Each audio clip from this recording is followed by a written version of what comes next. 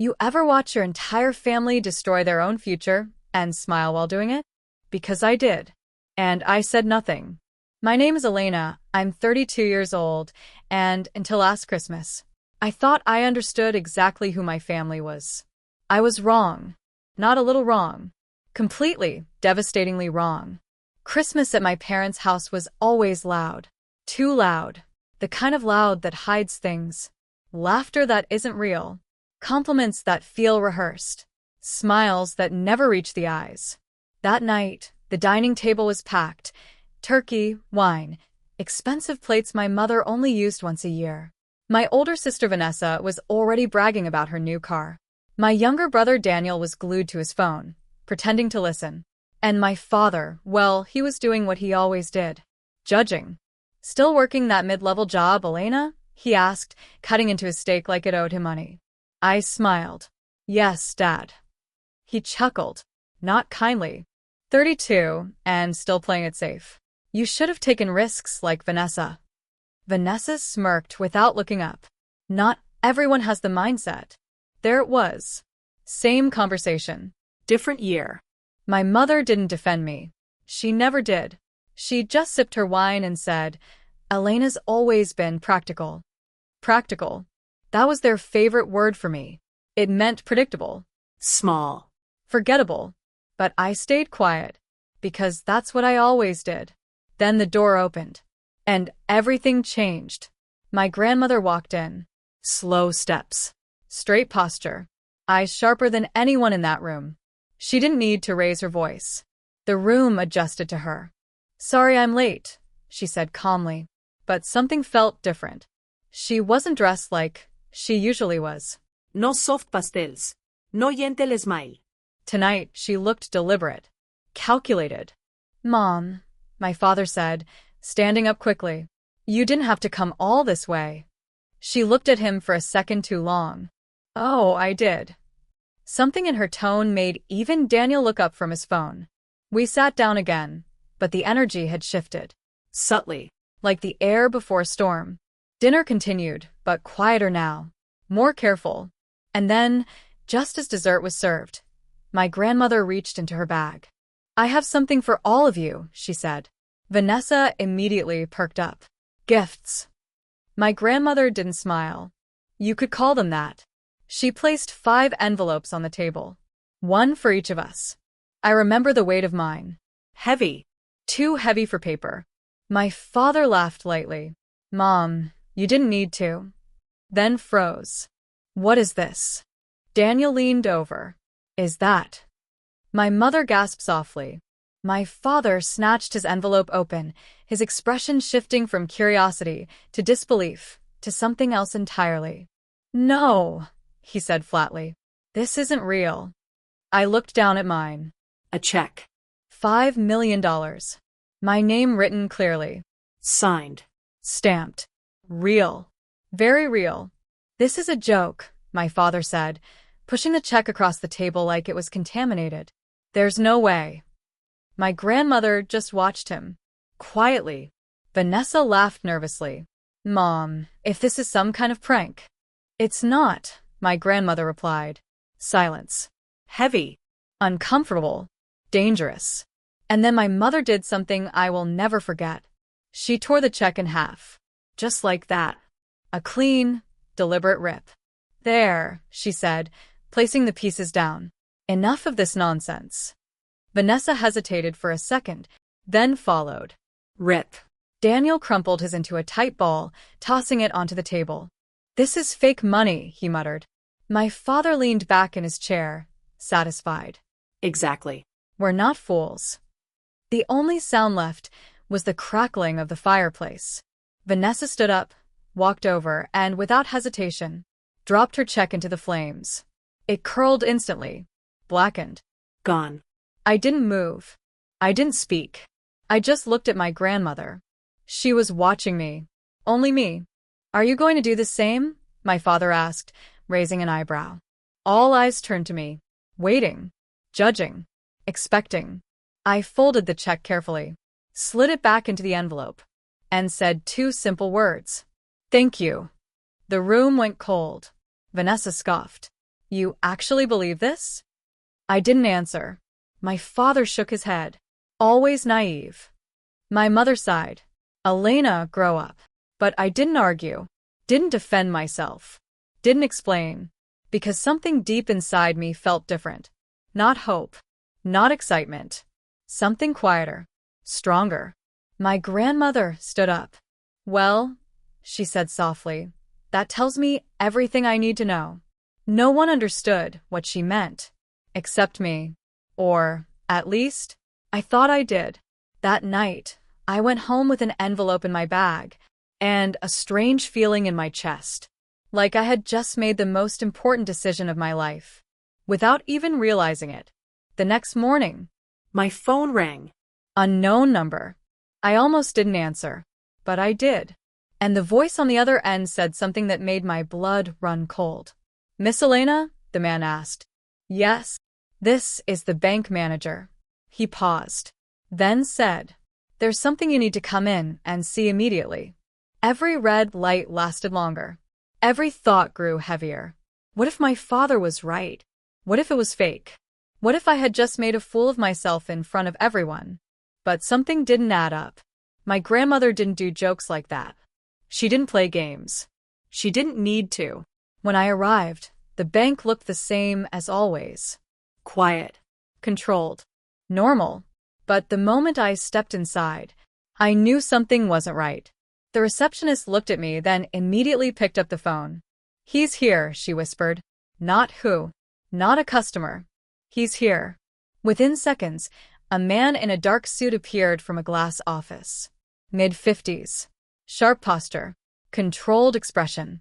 But his eyes gave him away. Miss Elena? He asked. I nodded. He extended his hand quickly. I'm Mr. Carter, the branch manager. Please come with me. No small talk. No waiting. He led me into his office and closed the door behind us. Then locked it. That's when my stomach dropped. Is something wrong? I asked, my voice lower now. He didn't answer immediately. Instead, he walked to his desk, picked up a document, and turned it toward me. It was my check. But it didn't look like it did last night. Because now it had been processed. Verified. Stamped with something official. I ran the check first thing this morning, he said. And he exhaled slowly. It cleared. The words didn't hit me all at once. They settled. Slowly. Deeply. Cleared? I repeated. Yes. My throat went dry. As in it's real? He gave a small, almost disbelieving nod. Not only real, but fully backed. The account it's drawn from, he hesitated, has significantly more funds than the amount written. I stared at the paper. $5 million. Just sitting there. Waiting. My grandmother, I whispered. Yes, he said quickly. We verified the issuer. Another pause. Then, Miss Elena, do you understand what this means? I thought I did, but I didn't. Not yet. I can deposit it? I asked carefully. He shook his head. And that's when everything shifted again. Not exactly. Silence. Heavy. Confusing. What do you mean? I asked. He leaned forward slightly, lowering his voice. This check isn't a standard transfer. My chest tightened. Then what is it? He slid another document across the desk. Legal looking. Detailed. And full of words I didn't expect to see. It's part of a structured disbursement, he explained. With conditions. Conditions. Of course there were conditions. What kind of conditions? I asked. He studied my face for a moment, as if deciding how much to say. Miss Elena, you are currently the only listed beneficiary who still qualifies. The room went completely still. What? He tapped the paper gently. There were multiple checks issued last night, correct? I nodded slowly. Yes, my family. They've all been voided. My breath caught. Voided. Yes. My mind flashed back to the dinner table. The ripping. The burning. The crumpling. No, y whisperat. Mr. Carter nodded. The checks were tied to a behavioral clause. A what? If the check was destroyed, rejected, or treated as invalid, he continued, the funds would be immediately revoked. I felt something cold settle in my chest. And redirected, he added. I looked up. Redirected to where? His eyes met mine. Direct. Unwavering. To the remaining valid beneficiary. The words echoed in my head. Over and over. Remaining. Valid. Beneficiary. Me. That's not possible, I said quickly.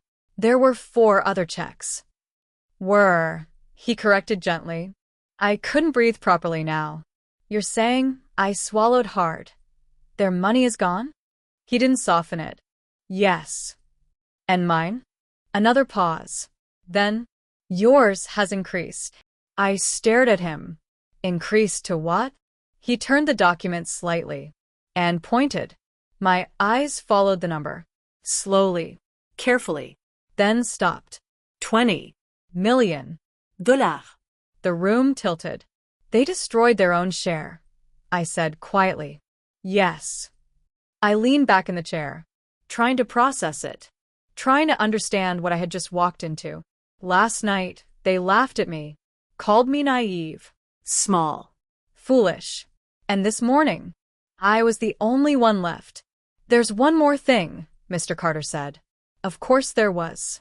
This account isn't new, he added. It's been active for years. I looked up slowly. What? He nodded. Regular transfers. Large ones. Consistent. My heart skipped. How large? I asked. He checked the document, then looked back at me. $3,000 every month. The world went completely silent, because I knew that number. I had been sending that exact amount to my parents every month for the past 5 years. My voice barely came out. That account, he nodded again, belongs to your grandmother. Everything inside me stopped. She knew. She had always known. And suddenly, her words from last night made perfect sense. That tells me everything I need to know. The bank manager folded his hands. Professional again. Calm again. Miss Elena, he said gently, this isn't just an inheritance. I looked at him, still trying to breathe. Then what is it? He held my gaze. It's a decision. There's a very specific kind of silence, the kind that comes right before everything explodes. I didn't tell them. Not right away. Not when I walked out of the bank. Not when I sat in my car for almost 20 minutes, staring at nothing, trying to understand how my life had just split in two. Before. And after. Because deep down, I already knew what would happen when they found out. I just didn't expect it to happen so fast. My phone started ringing before I even turned the engine on. Dad. I let it ring. Then again. And again. By the 4th call, I answered. Elena, he said immediately, voice tight, controlled. We need to talk. Not how are you? Not good morning. Just, we need to talk. For the first time in my life, I hung up on my father. The silence afterward felt strange. Unfamiliar. But not wrong. 30 seconds later, my phone rang again. Vanessa. I almost laughed. Did you go to the bank? She asked the moment I picked up. Straight to it. No pretending. Yes. And there it was. The hunger. I looked out the windshield. Took a breath. It cleared, I said. Silence. Sharp. Immediate. What? She said. It's real.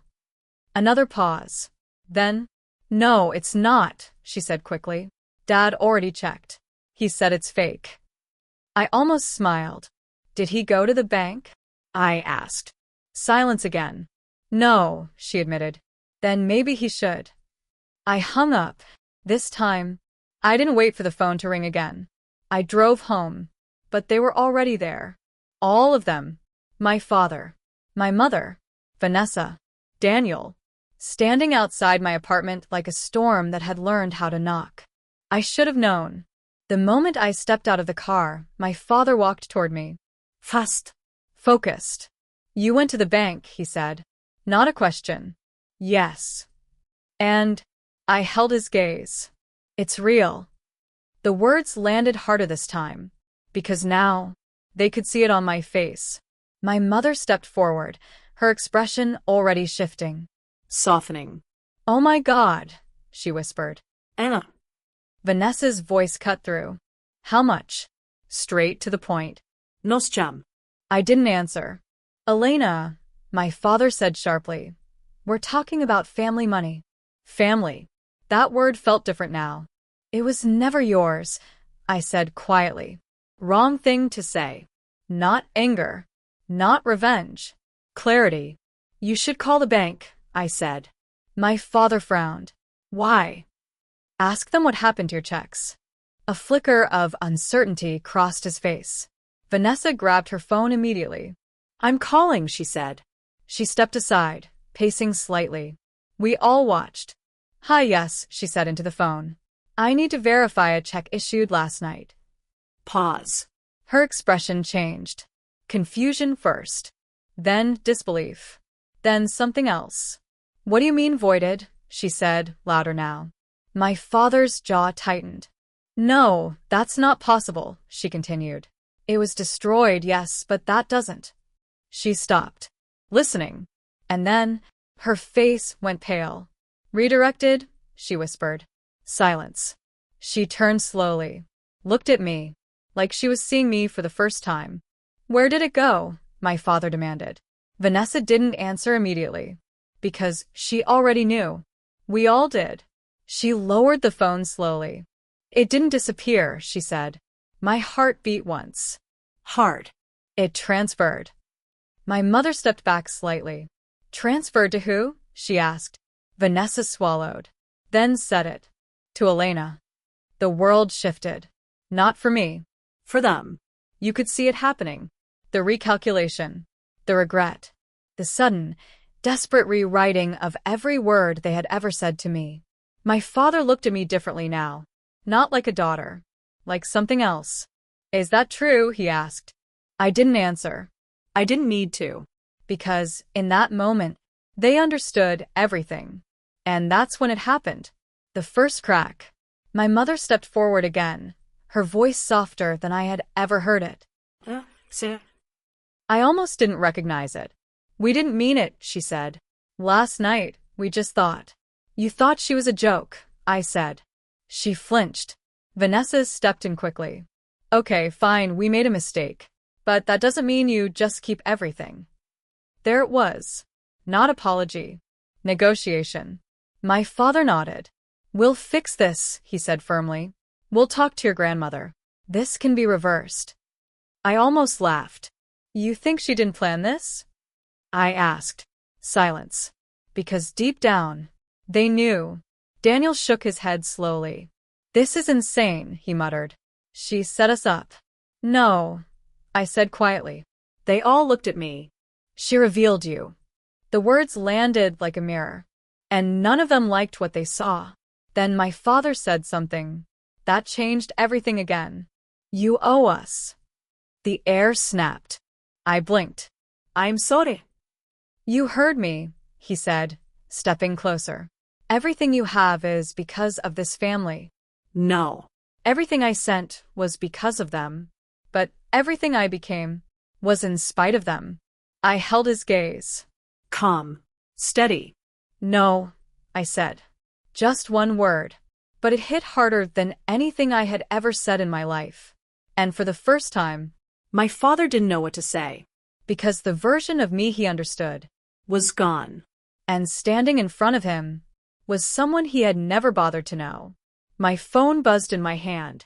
A message. From my grandmother. Just one line. Come see me. It's time you hear the rest. I looked up at my family. Still standing there. Still waiting. Still expecting something from me. But for the first time, I had somewhere else to be. I have to go, I said. Elena, my mother started. But I was already walking away. Because whatever came next wasn't about them anymore. Some truths don't shatter you when you hear them. They rearrange everything you thought was solid. I didn't rush to her house. Not because I didn't want answers, but because part of me already knew they wouldn't be simple. My grandmother didn't do simple. She did precise. Intentional. Final. Her house sat at the end of a quiet street, exactly the way I remembered it. Neat garden, clean windows, no signs of chaos, no signs of what she had just done to our family. I knocked once. The door opened almost immediately. Right on time, she said. Of course I was. She stepped aside, letting me in like this was any other visit. Like last night hadn't happened. Like my life hadn't just been rewritten. Tea, she asked. I almost laughed. Yes, I said, because somehow that felt important. We sat across from each other in the living room. Same chairs, same table, same quiet ticking clock in the background. But nothing felt the same. She handed me the cup. Steady hands. Unshaken. I wasn't. You knew, I said. Not a question. She nodded once. Yes. The words settled between us. For how long? I asked. She took a slow sip of tea. Long enough. That wasn't an answer. But it told me everything. You planned all of this, I said. Yes. No hesitation. No apology. Why? I asked. And for the first time, she didn't answer immediately. Instead, she studied me. Carefully. Asking the right question, she said softly. Silence stretched between us. Then she set her cup down. Because I needed to know who I was leaving everything to, she said. Everything. I repeated. She nodded. Not just money, she added. Responsibility. My chest tightened slightly. You could have just chosen, I said. You didn't have to. I did, she interrupted gently. Her voice wasn't loud, but it stopped me. People don't show you who they are when they're comfortable, she continued. They show you when something unexpected is placed in their hands. The envelopes. The checks weren't about money, she said. I swallowed. They were about trust. Images flashed in my mind. The ripping, the burning, the laughter. They didn't trust you, I said quietly. She shook her head. They didn't trust anything that didn't benefit them immediately. That hit differently. And me? I asked. Her eyes softened slightly. You said thank you. Just that. Nothing dramatic. Nothing heroic. 2 simple words. That's all it took? I asked. No, she said. And now? Her voice changed. It confirmed what I already knew. My breath caught. What do you mean? She leaned back slightly. Did you really think I didn't know? She asked. My heart started beating faster. Know what? She held my gaze. About the money you've been sending. There it was. I looked down at my hands. I didn't do it for recognition, I said quietly. I know, she replied. That was the point. For 5 years, she continued, you supported a family that dismissed you. Each word landed heavier than the last. Every month, she said, without fail. I didn't speak, because there was nothing to defend, nothing to explain. I watched, she said. My head lifted. Watched. I repeated. She nodded. Not just the money, she clarified. The behavior. A chill ran through me. The way they spoke to you, she said. The way they relied on you. The way they never once asked what it cost you. Silence filled the room. They believed they deserved it, she added. That one hurt. Because it was true. And you let them, she said. I nodded slowly. Yes. Why? I hesitated. Because they're my family. The answer felt smaller now. She studied me again. And what are you? She asked. The question caught me off guard. I don't understand. Her voice softened. When do you become someone worth protecting? The room went still. Because I didn't have an answer. Not a real one. She let the silence sit. Let it do its work. Then, I didn't create this situation to punish them, she said. I looked up. I created it to reveal them. The words echoed. And now? I asked. Her expression didn't change. Now, she said, you decide what happens next. That weighed again. Heavier than the check. Heavier than the number. They're going to come after you, she added calmly. I almost smiled. They already have. She nodded. Yes. But this is just the beginning. Of course it was. They will apologize, she continued. They will justify. They will demand. Each word felt like something I had already lived. And eventually, she said, they will try to make you feel guilty. That one hit the hardest. Will it work? She asked. I thought about it. The years, the patterns, the silence. Then I shook my head. No. For the first time, I meant it. A small smile appeared on her face. Good, she said. She reached into the drawer beside her chair and pulled out another envelope. My breath caught again. What's that? I asked. She placed it on the table between us. Your next decision. Of course it was. I didn't touch it. Not yet. Open it when you're ready, she said.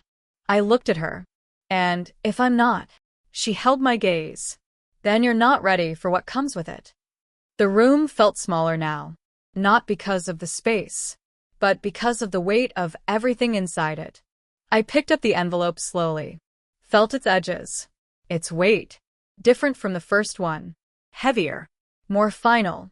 And for the first time since this all began, I hesitated, because something told me whatever was inside this envelope would change everything. Again, some decisions don't feel heavy because of what you gain. They feel heavy because of what they reveal about you. I didn't open the envelope right away. I just held it, tracing the edge with my thumb like it might tell me something before I was ready to see it. My grandmother didn't rush me. She never did. Whatever is in here, I said quietly, this is the real test, isn't it? She gave a small, knowing nod. Yes. No sugarcoating. No comfort. Just truth. I exhaled slowly and opened it. Inside, a single document, thicker than the check, more formal, legal. I unfolded it carefully. My eyes scanned the first line, then stopped. Primary estate transfer agreement. My pulse quickened. This isn't just about the 20 million, is it? I asked. No, she said. Of course not. I kept reading, paragraph after paragraph, each word pulling me deeper into something much bigger than I expected. Assets, properties, investments, accounts I didn't even know existed. This is, I whispered. Everything, she finished. Everything. Not 5 million. Not 20. Everything. I swallowed hard. And you're giving this to me? She tilted her head slightly. I'm offering it to you. That word again. Choice. There are conditions, I said, already knowing the answer. Yes. Of course. My eyes moved down the page. And that's when I saw it. A section titled, Behavioral and Ethical Conditions of Transfer. My stomach tightened. What kind of conditions? I asked quietly. She didn't answer. She didn't need to, because I was already reading them. Condition 1. All financial support previously provided to non-dependent adults must cease immediately. My breath caught. My parents. My hands tightened slightly on the paper. Condition 2. Any attempt by external parties to influence, pressure, or manipulate financial decisions must be documented and reported. I almost laughed. That won't be difficult, I murmured. She didn't smile, because she knew. Condition 3. No redistribution of inherited assets to individuals who failed the initial qualification test for a minimum period of 5 years. That one hit like a wall. 5 years. No exceptions. No helping out. No, just this once. Nothing. I looked up slowly. You really thought this through, I said. I had time, she replied. Yes. She did. I looked back down. But then, I saw the final condition, and everything inside me went still. Condition 4. The beneficiary must demonstrate the ability to establish and maintain personal boundaries independent of financial influence. Failure to do so will result in revocation of discretionary control over the estate. I didn't breathe. Not for a second. Because this wasn't about money anymore. This was about me. Who I was. Who I had been. And who I was about to become. You're not testing my judgment, I said slowly. She watched me carefully. No, she said. You're testing whether I can walk away. Silence. Then, Yes. The word landed softly, but it echoed louder than anything else. I lowered the paper slightly. They're going to ask me for money, I said. They already are, she replied. They're going to apologize. Yes. They're going to say they've changed. She didn't answer immediately, because that one was different. Maybe they will, she said finally. I frowned slightly. That doesn't change the test. No. It didn't. I looked back at the document. 5 years. 5 years of saying no. 5 years of choosing myself over the people I had spent my entire life trying to please. That wasn't just difficult. It was unfamiliar. Why 5 years? I asked. She leaned back slightly. Because habits don't break in a moment, she said. They break over time. That made sense. They've had a lifetime of expecting you to give, she continued. And I've had a lifetime of giving, I said quietly. She nodded. Exactly. Silence settled again. But this time, it wasn't heavy. It was clear. What happens if I say no? I asked. She didn't hesitate. Then you walk away with the 20 million, she said. No conditions. That option sat there. Simple. Easy. Safe. No confrontation. No guilt. No pressure. Just money. A lot of money. But not everything. And if I say yes? I asked. Her eyes held mine. Then you inherit not just wealth. A pause. But responsibility. I looked down at the paper again. At the words. The conditions. The weight of it all. And suddenly, I understood something I hadn't before. This wasn't about proving I was better than them. It wasn't about revenge. It wasn't even about the money. It was about breaking something. A pattern. A cycle. And deciding whether I was strong enough to do it. My phone buzzed again. I didn't need to check. I already knew who it was. They won't stop, I said. No, she agreed. They'll show up. They'll cry. They'll say whatever they need to say. Yes. And if I give in even once? Her voice was calm. Unmoving. Then nothing changes. That was the truth. Simple. Brutal. I took a deep breath and placed the document on the table. Carefully. Deliberately. I need time, I said. She nodded. Take it. I stood up slowly, but before I could walk away, Elena, she said. I turned back. For the first time in your life. Her voice softened slightly. This decision is yours. No expectations. No pressure. No roles to play. Just me. And what I was willing to become.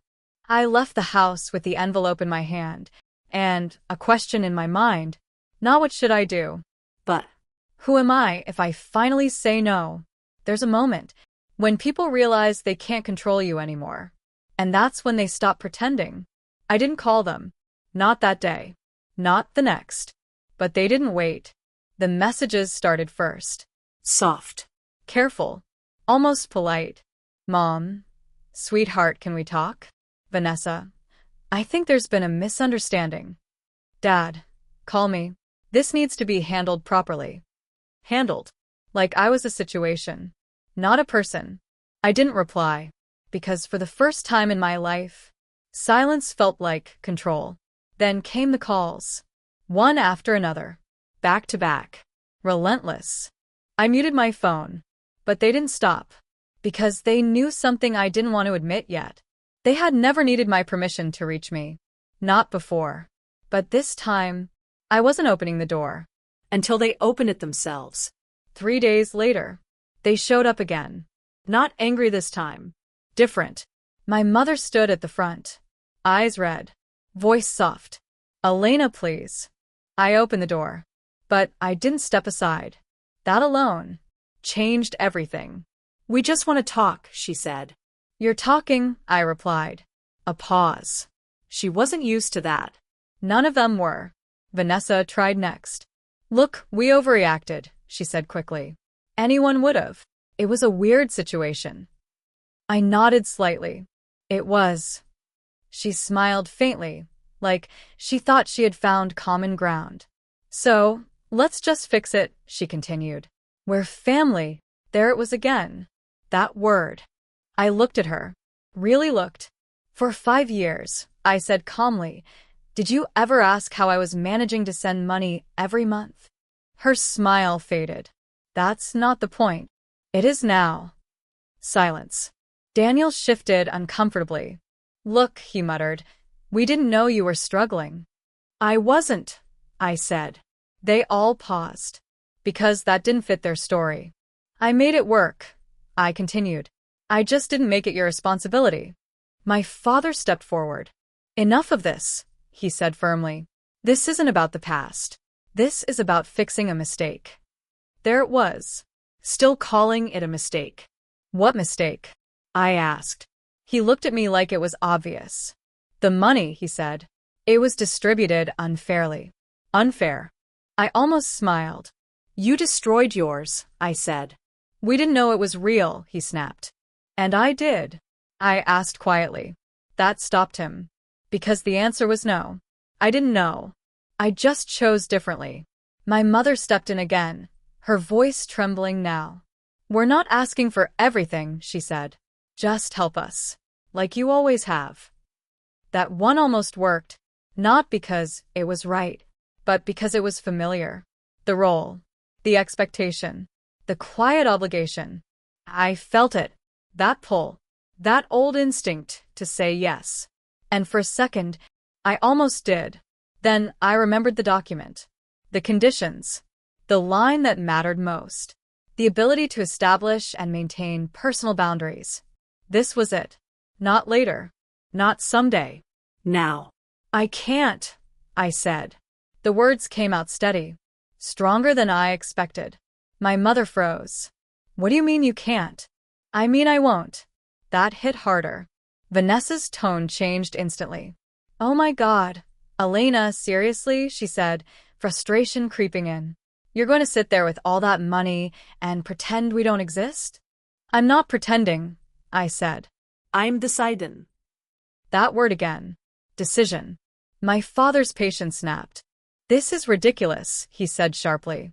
You don't just turn your back on your family because of one situation. One. I repeated. Silence. Because now, we were finally talking about it. All the dinners, I continued. All the comments. All the years of being less than. My voice didn't rise. It didn't need to. You don't get to rewrite that because money showed up, I said. Vanessa rolled her eyes. Oh, please, don't act like a victim now. I'm not, I interrupted. That stopped her. I'm acting like someone who finally sees it clearly. Daniel exhaled sharply. This is insane, he said. You're choosing money over family. I shook my head. No, I said. I'm choosing myself. Silence. Heavy. Uncomfortable. Unavoidable. Because that was the truth they couldn't argue with. My mother's voice broke. We raised you, she whispered. We took care of you. And there it was. The final card. Debt. I looked at her. And for the first time, I didn't feel guilty. You were supposed to, I said gently. She flinched. Because that wasn't how this was supposed to go. Not for them. My father stepped closer again, his voice low now. If you don't fix this, he said, you're going to regret it. A threat. Subtle. But clear. I held his gaze. No, I said. Another silence. Longer this time. Because now, there was nothing left to say. No arguments. No levity. No control. Just reality. Vanessa shook her head, grabbing her bag. Unbelievable, she muttered. You've changed. I didn't respond. Because she was right. I had. My mother lingered for a second longer. Tears in her eyes. But even then, she didn't apologize. Not really. Then they left. Just like that. No resolution. No understanding. Just distance. I closed the door slowly. And leaned against it. The silence returned. But this time, it wasn't empty. It was earned. My phone buzzed again. A message. From my grandmother. Well, just one word. I looked around my apartment. At the quiet. at the stillness, at the version of my life that no longer had to bend for anyone. And for the first time, I smiled, because I already knew my answer. Some endings don't feel like victory. They feel like silence, the kind of silence that comes after you finally choose yourself. I didn't reply to her message right away, not because I didn't know the answer, but because I wanted to feel it first. The quiet in my apartment wasn't empty anymore. It wasn't waiting for something. It wasn't asking for anything. For the first time in my life, it belonged to me. I walked to the table, Picked up the envelope. the second one, the one that wasn't about money, the one that asked a different question. Who are you when no one is watching? I opened it again. Read every line. Slower this time, not as someone overwhelmed, but as someone deciding. 5 years. No financial support. No exceptions. No emotional negotiations disguised as love. Just boundaries. Clear. Uncomfortable. Necessary. I folded the document carefully, placed it back inside, and reached for my phone. I typed one word. Yes. Then I hit send. No dramatic speech. No explanation. No hesitation. Just a decision. My phone rang almost instantly. Good, my grandmother said. No surprise. No doubt. Just confirmation. I'll have the paperwork finalized, she continued. You'll meet with the legal team tomorrow. I nodded, even though she couldn't see me. Okay. A pause. Then, I'm proud of you. The words landed differently than anything she had said before. Not heavy. Not testing. Just real. Thank you, I said. And this time, it wasn't just about the envelope. The next few weeks were quiet. Deliberately quiet. No calls. No surprise visits. No sudden apologies. At first, I wondered if they had given up. But they hadn't. They were waiting. Because people like them don't walk away. They wait for cracks. For weakness. For the moment you miss them just enough to forget why you left. And I did miss them. Not who they were, but who I thought they were. That was the hardest part. But every time I felt that pull, I remembered the dinner, the laughter, the fire, and the way they looked at me when they thought I had nothing. The estate transfer was completed. Quietly. Legally. Completely. Not just money, but control. Responsibility. Freedom. I moved to a new place. Not bigger. Not louder. Just mine. I kept my job. That surprised everyone. But I didn't need to prove anything anymore. Not to them. Not to anyone. The money wasn't an escape. It was a foundation. And for the first time, I was building something on my own terms. Exactly 6 months later. My phone rang. Unknown number. I stared at it for a moment, then answered. Elena, my mother's voice said softly. There it was. Not loud. Not demanding. Different. Yes, I replied. A pause. I just wanted to hear your voice, she said. I didn't respond immediately. Because this moment, this was the real test. Not anger. Not distance. Balance. How are you? She asked. I'm good, I said. And I meant it. Another pause. Longer this time. We miss you, she said quietly. I closed my eyes for a second. I know, I replied. Because I did. But knowing didn't mean returning. Can we see you? She asked. There it was. The question that used to control everything. Now, it was just a question. Not right now, I said calmly. No guilt. No apology. Just truth. Silence on the other end. Then, okay, she whispered. No argument. No pressure. Just acceptance. Maybe temporary. Maybe real. But either way, it didn't change my answer. After the call ended, I sat there for a while. Not sad. Not relieved. Just steady. Because I finally understood something my grandmother had been trying to show me all along. Wealth isn't about money. It's about choice. The choice to say yes. The choice to say no. The choice to walk away and not look back. A week later, I visited my grandmother again. She was sitting in the same chair. Same calm presence. Well, she asked. I smiled slightly.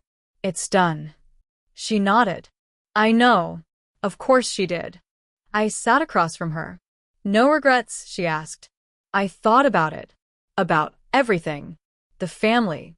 The money. The distance. The silence. Then I shook my head. No. And for the first time, that answer didn't come with a question behind it. She leaned back slightly. Satisfied. Good, she said. Then, after a moment, they'll come back, she added. I nodded. I know. And when they do? I met her gaze. I'll decide. She smiled. Not wide. Not dramatic. Just enough. Because that was the whole point. If you've ever been the one who stayed quiet, the one who gave more than they received, the one who was told they were less than, then you already know. The hardest thing in the world isn't earning respect. It's deciding you deserve it. And once you do, everything changes.